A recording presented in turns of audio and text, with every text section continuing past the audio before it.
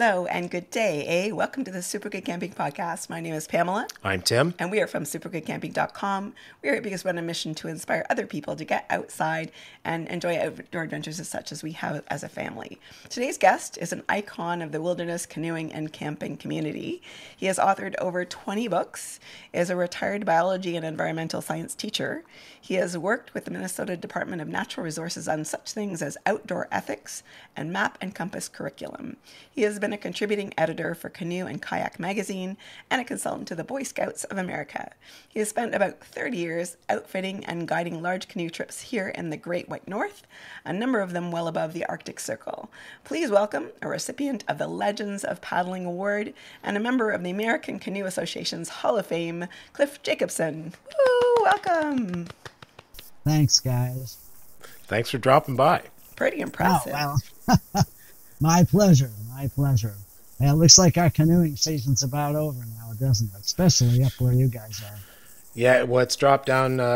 We started out the day at 2 degrees Celsius this morning, so it's getting pretty crisp out there. You know, I still can't think in Celsius. I taught environmental science and biology for years and years. So 2 degrees Celsius probably has to be about, 36 Fahrenheit, something? 35, 36. Yep.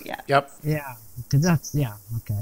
So all I remember is 37 degrees is body temperature, 98.6 Fahrenheit, something like that. Right, exactly. You know, I don't know. We just can't seem to get it together here in the U.S. on this metric system. I just don't understand the stupidity of this. Because, you know, in schools, they teach kids the English system, and then they teach them the metric system. Well, they don't understand the English system to begin with, okay? So then they're supposed to, in their mind, convert to metrics, okay? But you can't do back and forth. You got to really think in one system or another. So what we have, if you walk through any school in the United States and you ask the typical, say, 8th or ninth grader, how many pints in a quart? They won't know. How many quarts in a gallon? Maybe half of them will know. If you ask them how many centimeters in a meter, they don't have a clue. They can't get it through their head that centi means 1/100th. Okay? So it's just stupid, you know. But I suppose by the same token, we have a weird dichotomy here because every time I go to Canada, I'm still driving in miles, aren't I? Isn't it miles? It's still miles in Canada. Up here, no, it's kilometers. But we have our speed gauges have both miles and kilometers on it, so we can go everywhere. Yeah, that's probably what they should do here. But you know what? I think nobody wants to pay for the new signs. I think that's the deal. But anyway, we still talk about our weight in pounds, and our weight and our height in 6'2" or whatever. Yep. So we're a bit mixed too. yeah, that's right. But hey, guys, it's good to be with you guys. Yeah, awesome. So, what have you been doing lately? Well, you know, regrettably, my trips in northern Canada are done now. I just can't do those long, tough portages anymore. You know, I'm 84. You know, what do you expect? But I can still paddle fine around home. I did learn an interesting lesson this year paddling. You do lose certain things as you age. Now, I was a pretty good whitewater paddler when I was younger. You know, I paddled C1s and wore the wetsuit, you know, the whole bit. And then, of course, as I got older, I got a lot more careful because you're doing these trips in northern Canada, and if you crash and burn, helps an airplane right away. So there's a little local river by our house, and it's a Class 1 trout stream. It's about 10 miles of solid rapids. I mean, nothing's very big. It's riffles. It's Class 1. It might hit low Class 2 at some point. But there's a lot of debris in it, especially in the spring. And I've done this river, I would say conservatively 100 times over the years in my solo canoe.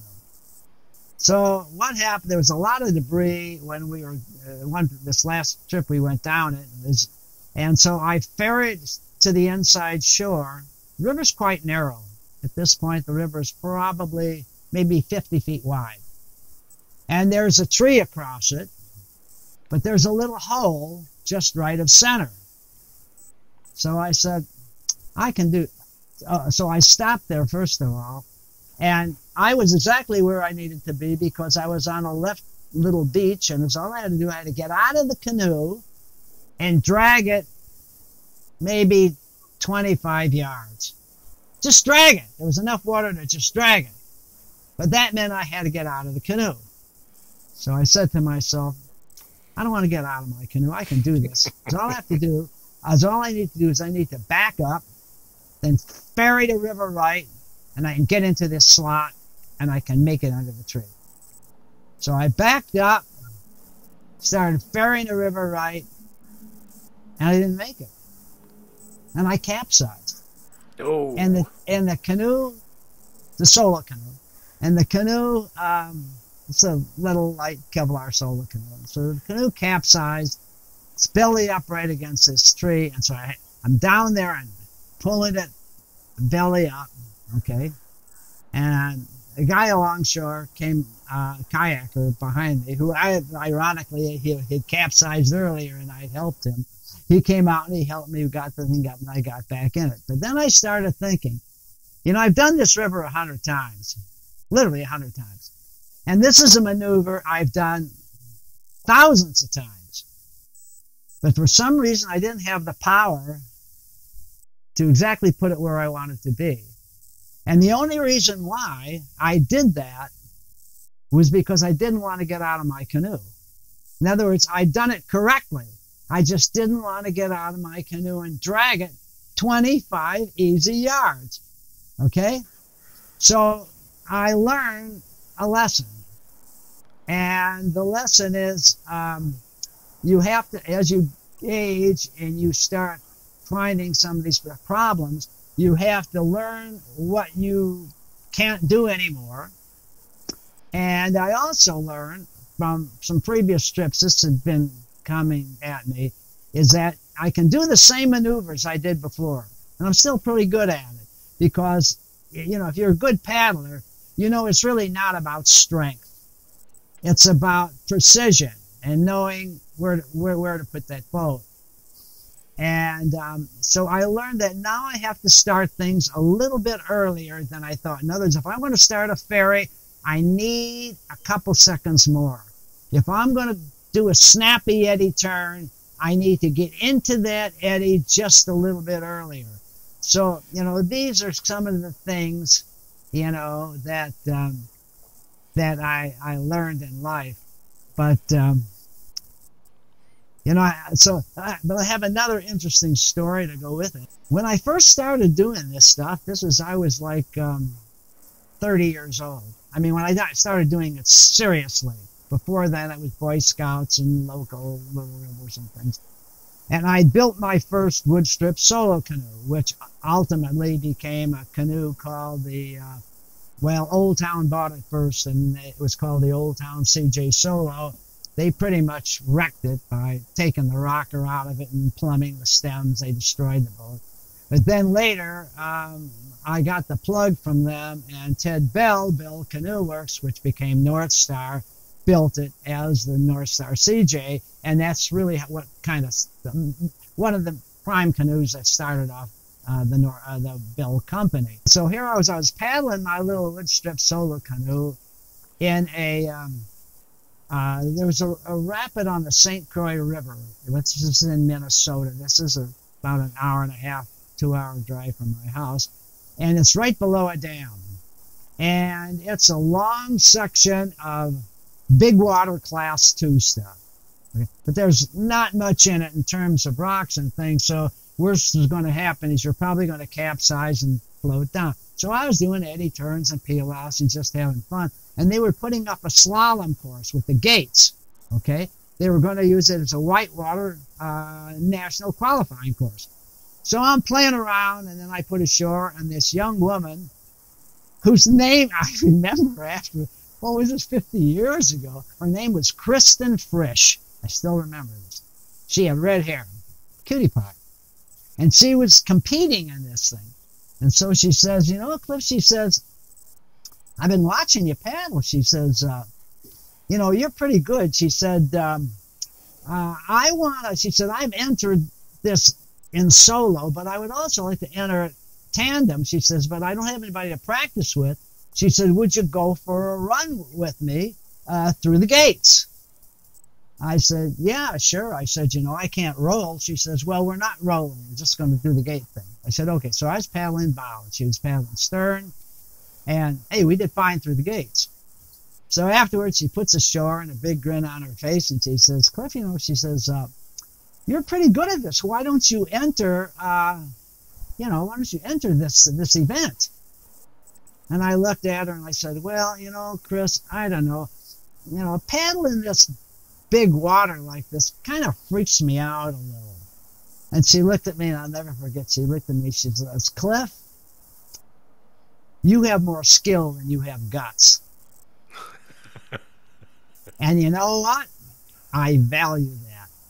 That is exactly what has kept me safe on all these northern Canadian rivers. More skill than guts. Because if you go the other way, that's when you die. So I think that's just a great story to share with people.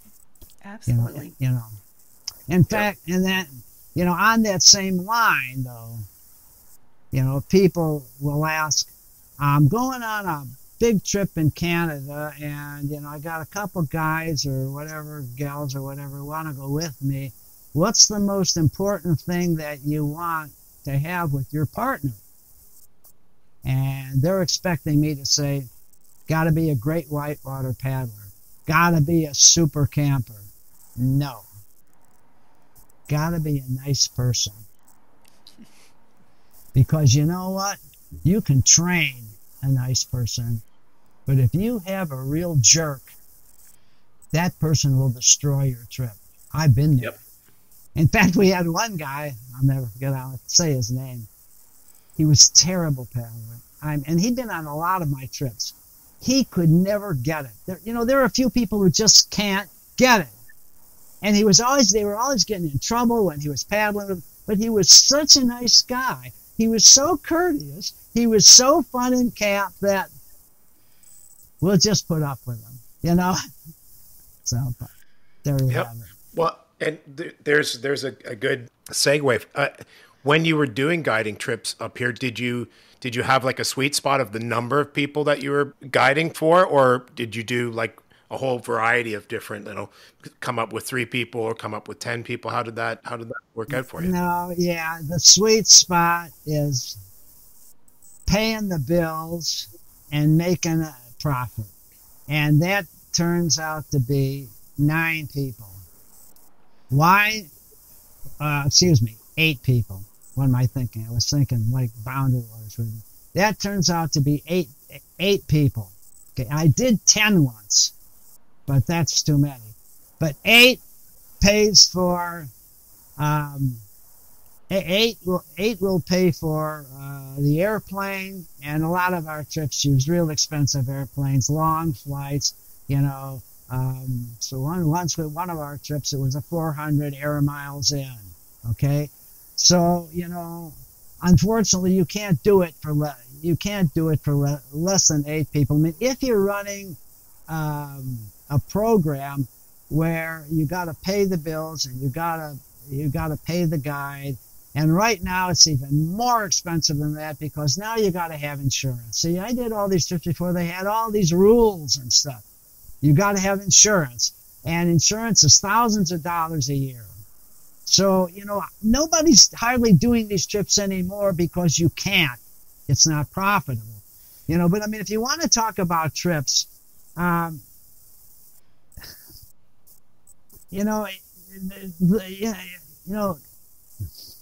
trying to put this politically correct. Okay. The thing is there's one, maybe 2 major canoe tripping companies in Canada. Okay. There are none that I know of in the United States. I mean, there are some that do some, local stuff, or they'll do going down the Rio Grande or the Snake River out west or something like that. But there are only two. But when I was leading trips, I didn't think it was an issue because even though we were coming from the States, we dropped a lot of money in Canada. I mean, we had one air bill alone was $21,000. And this was 20 years ago, okay? And then we had the motels, and then people would go into Yellowknife and they'd spend another $500 or $1,000 on stuff. So we left plenty of money in Canada. But then what happened was we pretty got ruled out of running trips in Canada without a Canadian guide. That was the issue. You had to have a Canadian guide. But what actually happens when you require something like that is two things. Number one, if you have a Canadian guide, the people who are signing up here in the U.S., they don't know that person, okay? They want to go with somebody they know and trust. Now, this doesn't mean that Canadian guide isn't excellent. He or she probably is. But Americans don't know him, okay? So as a result, they may not sign up, okay? So that's the first thing. So if you do a trip like this where they go with an American guide and also a Canadian guide, which can be done, I've done it that way, then what happens is the money pot gets fractionated out to where nobody gets much out of this, see? So now actually what's happened with there's some strange things I think that are actually been happening in Canada as far as trips for foreigners is concerned. One of them is the guide license. Now, the way you apply for a guide license on a river, say you want to do in Canada. I did this once just to try it. And here's how it works out. I can't even remember the river I applied for, but it was one of the subarctic rivers that flowed into the into the ocean. And so I waited for about 6 weeks, and I called them on the phone. And they said, well, I'm sorry, your permit hasn't been processed yet, because what it has to do, it has to go to every indigenous village along that river, right. Yep. And be okayed by each one. That's a tall thing to ask, because maybe you got a half a dozen of native communities. So it goes to one native community, and those guys are all out caribou hunting, and they don't get to it for a week or two. Who knows? And then when they get to it, maybe they pass it on, maybe they don't. Or maybe the guy says, hey, I got a couple of Coleman canoes here that I can rent them. No, they're not using their boats, they're going to use mine. Or maybe it goes through 2 or 3 approval and the 4th one doesn't. In the meantime, you're sitting back here trying to plan a trip. So the net effect of this is it sounds real good, but it becomes impossible. So what happened with me, after 6 weeks, I called, they said they're still working on this. Okay, about 2 months later, I called them again. Still didn't have it. And they said, I'll never forget the voice on the end of the phone. I said, what was that river? I can't remember which one it was. And they said, oh, well, we have it here for the back river. I said, well, I didn't ask for a permit on the back. Oh, well, I guess maybe there was a mistake at our end. I said, well, you know what? It's too late now. I can't run this trip. I said, we're within about 6 weeks of flying out of there. So there's some things that don't work very well. I mean, of course, there's another thing that doesn't work very well that Kevin and I have talked about for a long, long time. You know, Kevin really is the guy who knows what's going on out there, okay? Not the people who manage those wilderness areas. Because, and I can say this with some authority because I have a degree in forestry. I used to work as a forester out in the big timber country of Oregon. I know those guys. They're wonderful people. They really are. They wouldn't have gone into this if they weren't wonderful people. But you know what? Most of them don't spend serious time in the woods. Most of them want to camp out in motels or pickup trucks. All right? They're not thinking the way we wilderness people think. And one of the things that they're not thinking about is this Crown Land camping fee in Ontario, which we have lots of stories about, okay? One of which was Gary McGuffin at one time told me that he had some friends from Germany or something who came over. He wanted to take them on a canoe trip, and they got busted or something. They didn't have a permit for them. I forget what the deal was. Kevin agrees with me on this whole. The problem with this Crown Land camping thing is it applies only to foreigners. Okay? Doesn't apply to anybody else. And, you know, it's not a matter of paying a fee. It's a matter of, it's a nightly charge, first of all. So every day you say, okay, you're coming into Ontario. How long are you going to canoe these rivers? I would maybe say 12 days. Okay, so they give me a certificate for 12 days, whatever the case might be. But if I say 13, I'm in violation. Now, first of all, that violates what wilderness travel is all about. That puts a ding in the freedom to travel. Okay? That's the first thing that it does. The second thing is Ontario doesn't get much money out of it. Not from canoeists. They probably get plenty of money from power boaters, but they don't get much from canoe because we have a little deal that we get going here. And a little deal looks like this. If you're flying in, you're taking an airplane from someplace. That's an outfitting service. Or you can just go to an outfitter. We've done this many times. You go to them and you say, I'd like you to rent me a tent for the 2 weeks that I will be there. I'll tell you what. I'll pay you $500. I'll give you $500 if you'll rent me a tent. Okay, I don't want the tent. Just give me the certificate that says I rented the tent. They do that.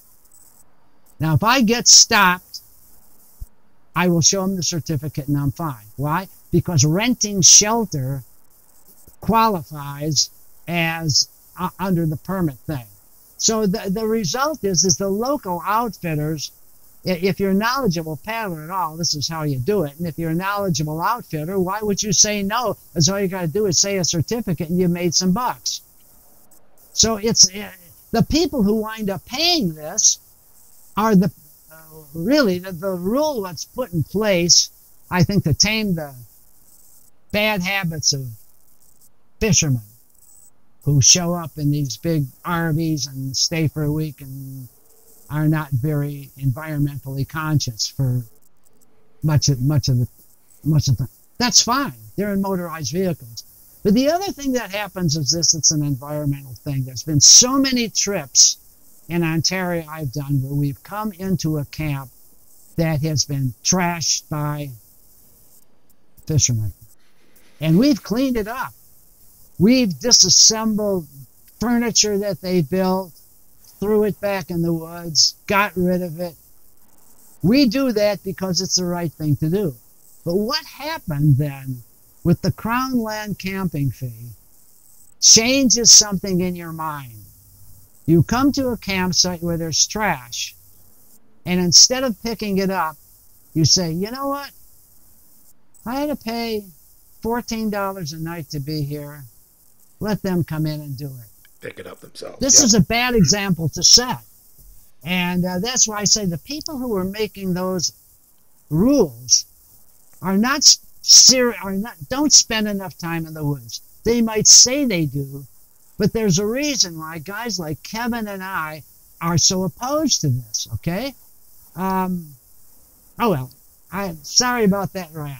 Absolutely not. That's one of the things I love about you is you're quite happy if you have an opinion about something, you just let her go. So I'm good with that. That's just fine. Well, I wish we had Kevin on the show because we would have a good time together. You Well, know. you know what? So just to put it out there now, because we're a shorter format than a lot of shows that are out there, we won't be able to discuss all the things that I would want to talk to you about. So Okay. we'll get you to come back again, and we'll bring Kevin at the same time, and That'd be that'll be a great. fun one. It will be a That'd be hoot. great. I think Yeah, that'll be a listen, lot. I'm sorry I went into those rants like that. I shouldn't have done that. Absolutely not. No, that's I don't know what that's good. yeah, I just don't know what prompted that, but I don't. Maybe just looking back over the years and seeing how things were and how they are now. Um, you know, but No, it's fine. well, we could. One of my favorite things was again, I couldn't tell you. It was after a canoe show on your side of the border. You and Kevin and a couple other gentlemen were sitting in a motel room, and you went off about whether to hang your barrels or not. And it wasn't particularly long. I would say it's like 5 minutes or something. But that's one of my favorite. I love that video just because you're like it's 15 feet. Now that's only 14 feet 9 inches. That's not acceptable. It was perfect. It was perfect. Well, you've heard, about the new rule and that new rule in the boundary waters. But the Forest Service I just saw something recently. They're real happy. They're bragging. They said they only had 10 bear incidents this year, when usually they have about 40 per year, and they're attributing it to the new food law. I'm not sure. One of the things they said was, they had a lot of rain this year, and we had good berry crops and things. You don't just look at 1 year when it goes down and say, but my view on that is, I think what's actually going to happen is this. People are going to use those bear-resistant containers, and they're going to say, hey, it's resistant. I'm not worried about it. They're just going to stick it right out in the middle of camp somewhere. And there's still plenty of odor. That's what's, drawing these animals in. And they're going to get bears, and they're still going to get bears in camp. And eventually a smart one's going to figure out how to get into one, and then it'll be history. But anyway, that's a subject for another time, and we can talk about that. It's fine. I can't. We will talk about it. I can't say I disagree with you.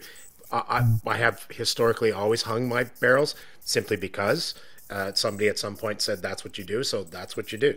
But I know that our eldest son and I did a trip on the French River, and that we found at least 3 sites where hanging wasn't an option. There was no point. There wasn't a tree that was big enough, didn't have a long enough branch, or would support the weight of our barrel. So it's like, you know what, I'm going way the heck back there, and I'm going to put the barrel there, and hopefully it won't be ripped open in the morning. That's how that's going to work. Yeah, and I mean, to me, it's very simple. I mean, if a bear can't see your food or smell your food, he's not going to get your food. Now, these bear-resistant containers people get, that has nothing to do with odors. They got to build an odor-proof system into that thing if they want it to. Otherwise, they got the same odors they had before. So they are going to get animals in camp that way. Now, whether the bear can take it apart or not is another point. He may just drag it off somewhere, but it's like people don't get it. I mean, if you canoe you get into northern Ontario, the trees are getting pretty tiny. You get into Saskatchewan, they're getting really tiny. You hit the Northwest Territories, or none of it, goodbye trees, period. So, there's bears there too. Gee, how come we don't have problems there? We must be doing something right. I mean, I've been doing this for over 50 years.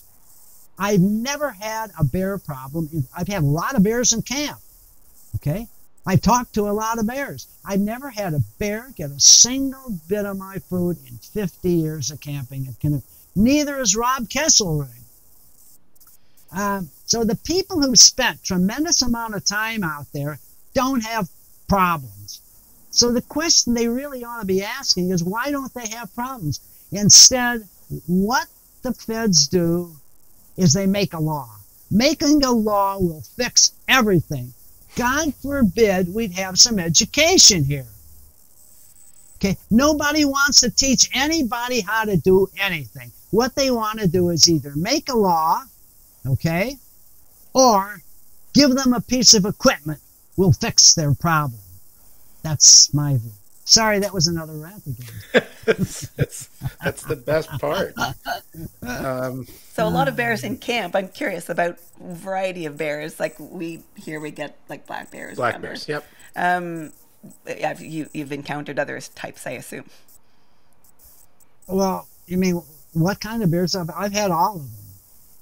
Black bears, grizzlies, once 13 polar bears going across the shore. That was interesting. Been chased across the river twice by a polar bear.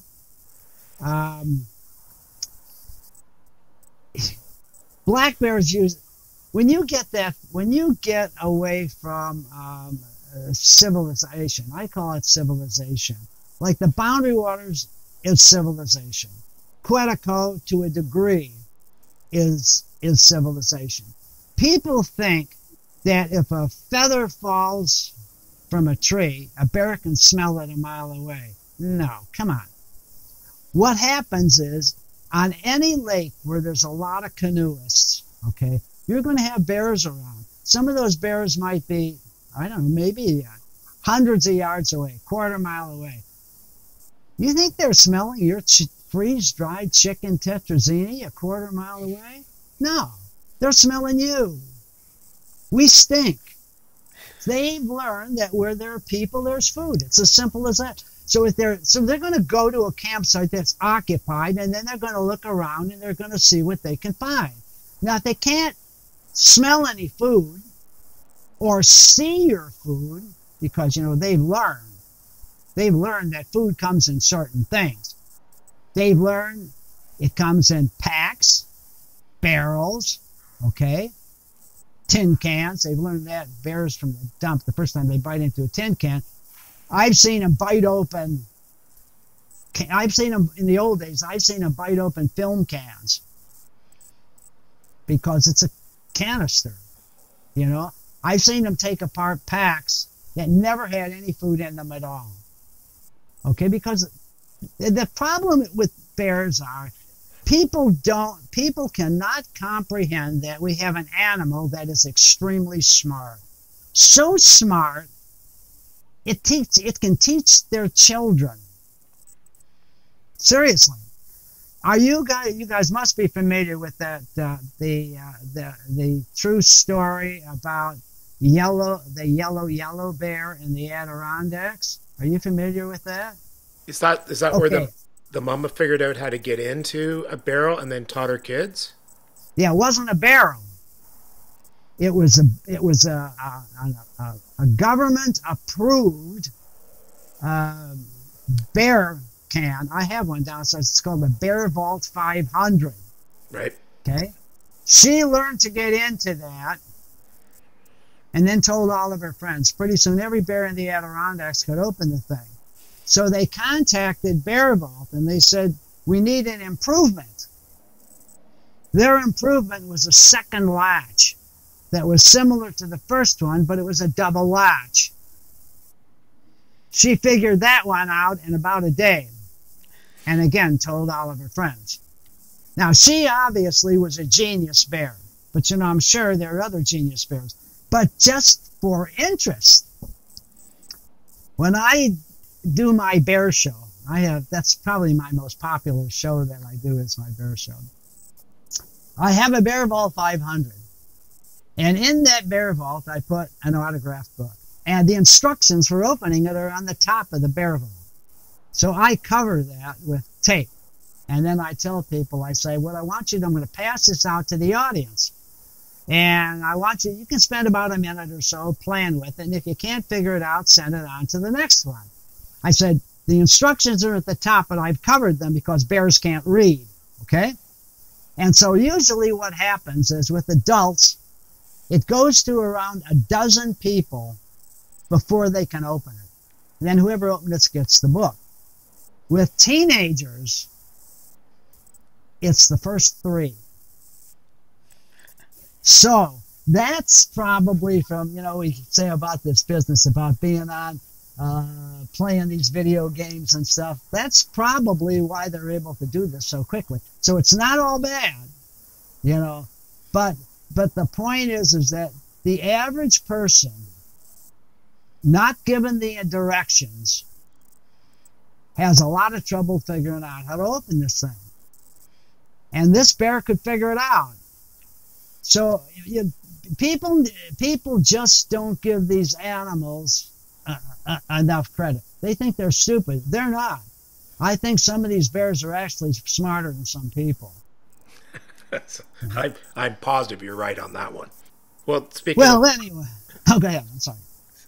Speaking of books, your autographed book, I was kind of going through the list of your books. Do you have a favorite one, or do you have like a couple that you really are really proud of, or you know what I mean? Like that you really enjoyed doing? Yeah, Canoeing Wild Rivers is by far my favorite, and I would say you'll never see another book like that again, for a lot of reasons. One of them is hardly anybody does what I did. Nobody does that anymore now. Now they go to parks or they canoe for a few days. I mean, a 2-week canoe trip is like, nobody does this anymore. And there's another reason too, which is a little obscure that nobody would ever think of anymore. But at least in this country, we are so conscious that everybody's got to be protected from everything. I know it's a lot like that in Canada, but I don't think it's quite as bad. So here's actually kind of what is happening now. Let's say Tim, you decide you have a bunch of photos that you've taken over the years of canoeing and so forth. And then somebody comes to you one day and says, Tim, we'd like you to write a book on canoeing. And you say, oh, that's great. I got all these photos from all these years. And then you get a little note back from the publisher that says, you need 2 things. Number 1, you need a photographer credit for every photo. Oh, that's no problem. I took them all. Okay. But you also need a model credit. Well, what does that mean?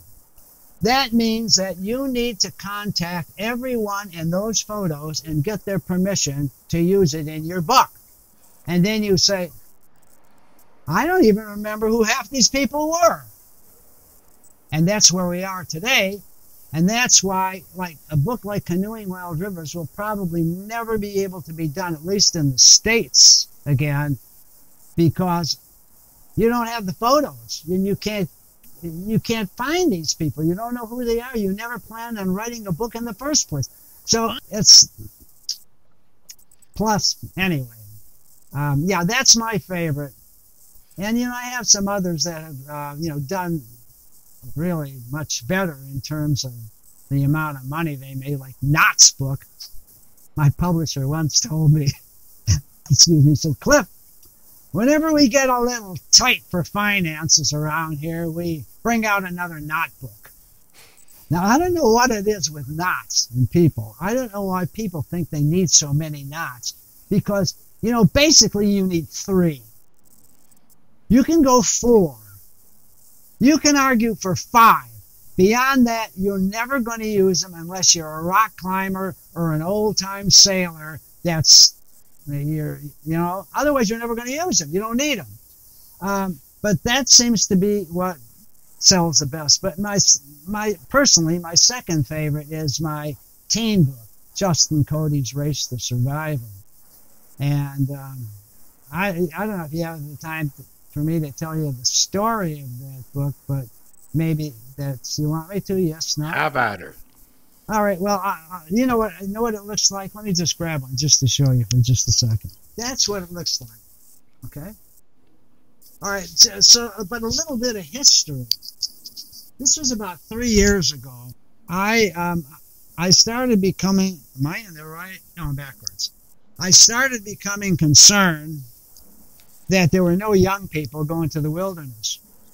And I'd taken a lot of kids to the wilderness over there. We had an outdoor program through our school, and so we took them to the Boundary Waters. We actually took them to some trips in Ontario. We took them down the Steele River in Ontario and the Kopka River in Ontario. We brought them in by train, via rail. We brought them in by float plane. It was great. I still have those kids are still in touch with me today. So I started thinking to myself, how do we get young people involved in the wilderness?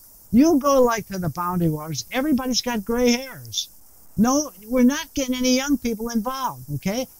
And the thing is, kids don't know whether they like outdoors or not because they got their heads stuck in their iPads or phones all day long.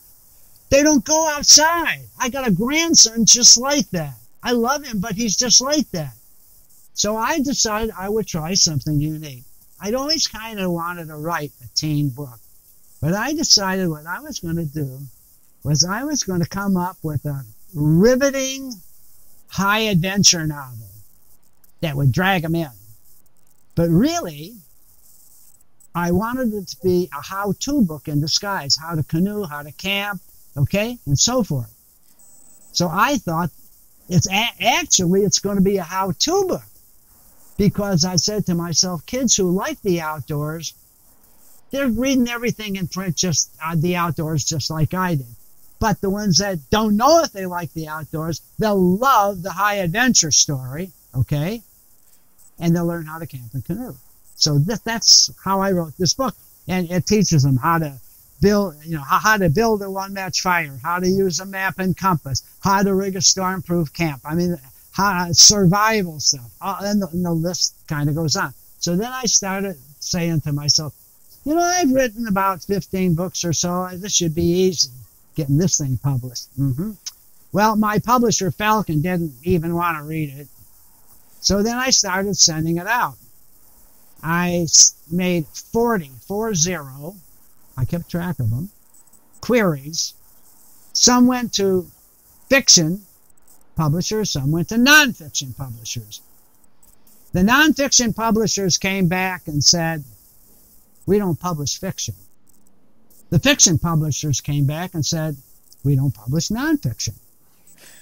They couldn't see outside the box.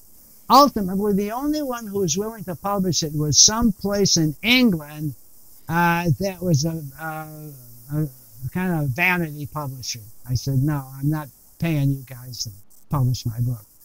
And so that was kind of the story on that.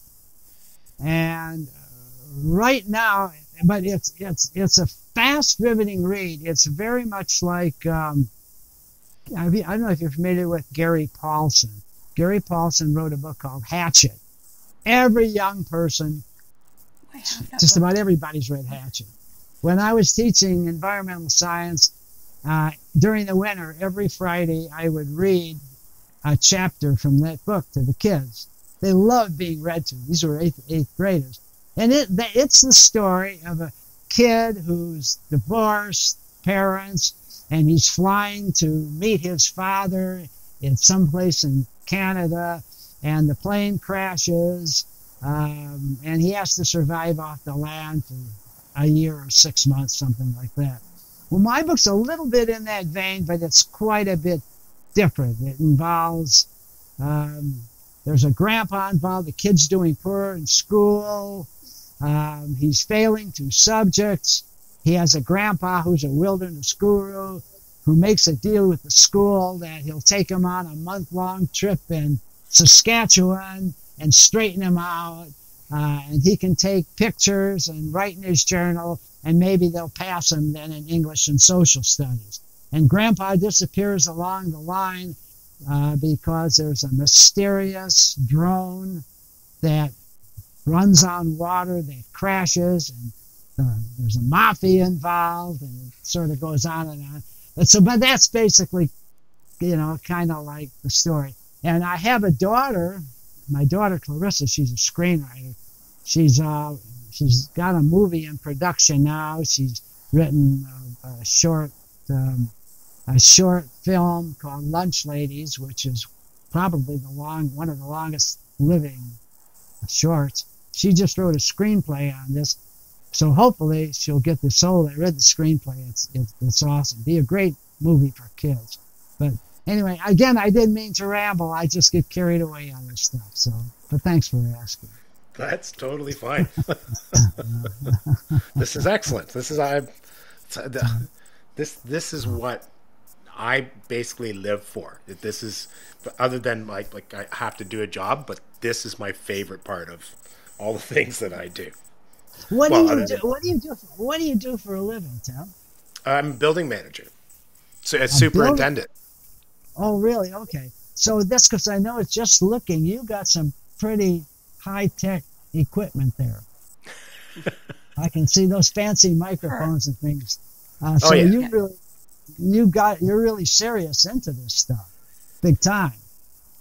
Yes, not in a making a living off of it or anything. It costs us a No, no, I know, small of fortune course. to do, but we love doing it, man. Like this is And It's our hobby. yeah, this is the do you, best. do you remember? Was it Mishner who said? Because this is the same thing with anybody who does art, which means writings, writing, speaking, music. He said, you can make a fortune writing, but you can't make a living. That's a good quote. You know, so Yeah, I think it was him. I may be wrong. I seem to think I read somewhere that you're done writing. Are you going to continue to put out books or no? No, I'm done. Yeah. I'm done with the books. Yeah. You can only. I said everything that I think I can say, and again, nobody takes camping seriously anymore. I mean, if the weather's bad, they just get in their Volvos and drive home. You know, when we did this stuff, you better know what you're doing, especially when you get above the tree line. You get winds of 50, 60 miles an hour, can go for days. If you don't have everything really perfect, you can be in a lot of trouble. And that's really kind of the thing that people understand, because I get a lot of feedback from people about how they argue with me over the ground cloth inside the tent. They argue with me over the bear thing. So I like to tell them this little example. I like to say, let's say you have a friend who is a NASCAR race driver, okay? And you are in your 10-year-old Buick driving down the road, and he's sitting right next to you. And you start going around a curve, and you're going a little fast, so you hit the brakes. So your race car driver friend turns to you and he says, John, you don't want to do that. You don't want to hit your brakes in the middle of a curve. You want to brake before you go into a curve, and you want to accelerate out of a curve. And you turn to him kind of indignantly, and you say, look, I've been driving for 40 years. I've never had a problem. And then your friend turns to you and he says, try that at twice the speed. So I guess what I'm saying is, when you read these techniques in my book, Canoeing Wild Rivers, which, by the way, includes the input of about 30 other top shelf people, most of which I might add are Canadians, okay, you realize that there are certain things that you have to do just right when you're in a much more, I don't want to use the word savage environment. It's not savage, but when you're in a place where you screw up and you can die, okay? Yeah, unforgiving, and an unforgiving. That's unforgiving, yeah. So you got to prepare for that. But the problem is most of the people who question these ways, these recommendations, they've never gone twice the speed. They've been to the boundary waters. Maybe they've even been to Quetico. If they paddle a technical class 2 rapid, they crash and burn. Okay? And in Canada, those are around every bend. And so are the 3s and the 4s and the 5s and the 6s. So you gotta know what you're doing, and you can't get away with stuff that you can get away with in the boundary waters. But see, they haven't had that experience, so they don't know. So there you have it. Yep, I hear you. So I mean, I Yeah. think I'm a pretty decent canoeist, but I know what my limits are, and doing class twos, threes, no, not this guy. Well, So then you're like me. You have more skill than guts. But more. routinely, we'll.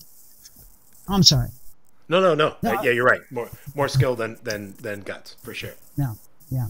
No, I mean routinely on trips in Canada, you're going to paddle class 3 a lot, and in northern Canada, you are. The alternative is you're going to be carrying that canoe a lot, and it's not necessarily going to be through. It's not going to be a groomed portage either. It can be really, really bad.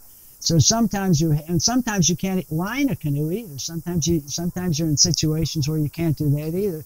And sometimes, no matter how good you are, you just screw up.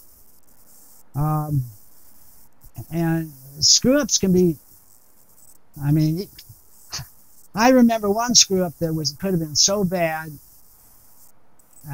but we lucked out. That was on the Seal River. That's in Manitoba.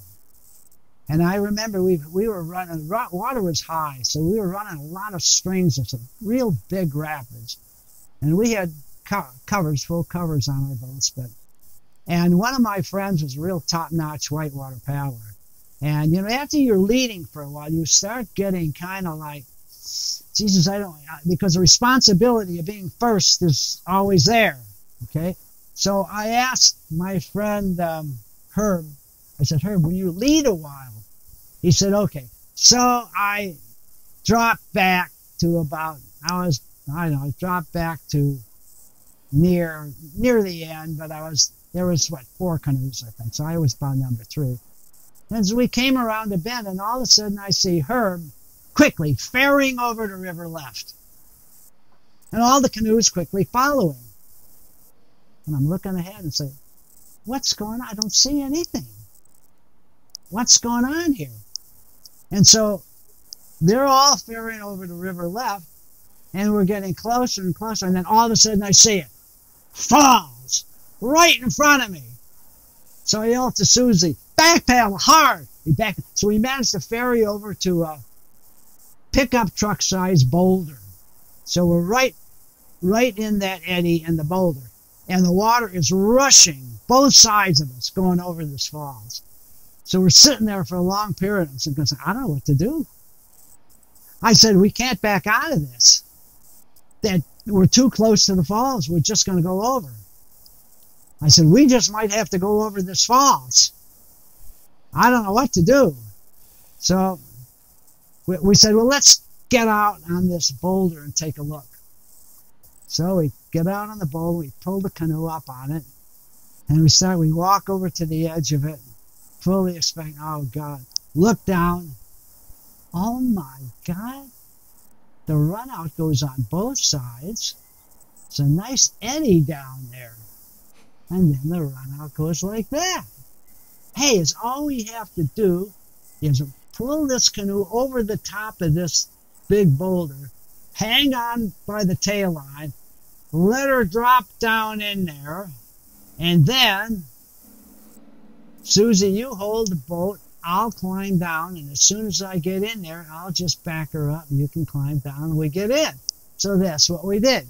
So we did, and we just floated right out the bottom, and then we waited 30 minutes for those guys to complete the portage around it. It was a real rugged, mean portage, so that was pure luck. But stuff like that happens, I could go on. There's so many stories to tell, and yeah. This is going to be my last year of doing presentations too.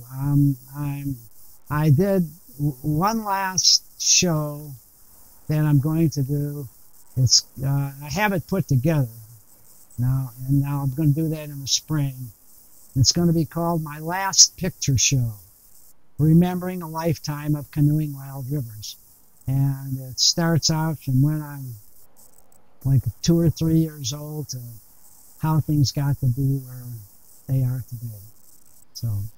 Oh, cool. Maybe I'll have a hitch a ride with Kevin and come down to one of the shows and check that out. What is it? No, Yeah, did they come change down. the name of it?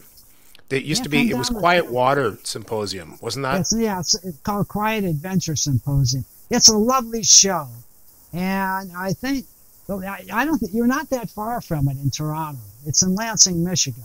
Okay, Yep. and It's not that bad. and it's just a 1 day show, and you would think that 1 day would be, not enough, but it actually is. And what's really kind of delightful about it is it's an all volunteer show. It's not commercial.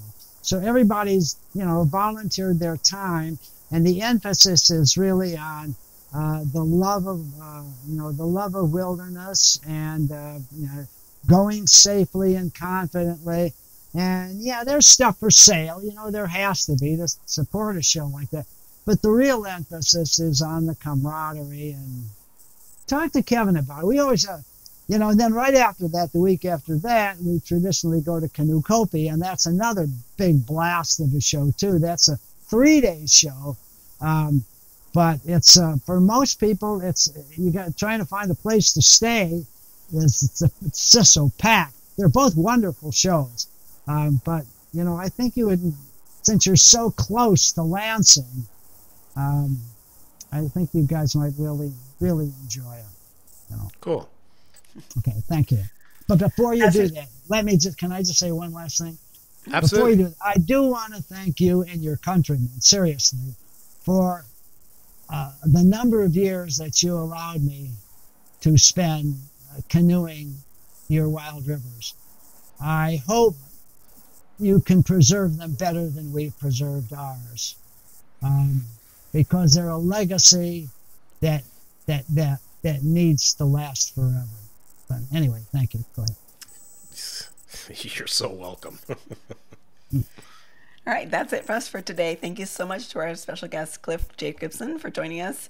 And please do reach out to us if you have any questions or you'd like to reach out. You can always reach out to us anytime.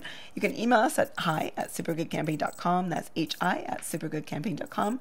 And we are on all the social media. We're on Twitter, Facebook, Instagram, and YouTube. And subscribe to us there. Oh, and Cliff, your website is cliffcanoe.com? Yeah. Yeah, so Perfect. check out Cliff at cliffcanoe.com. And we'll talk to you again soon. Bye. Bye. Thanks, guys. Appreciate it.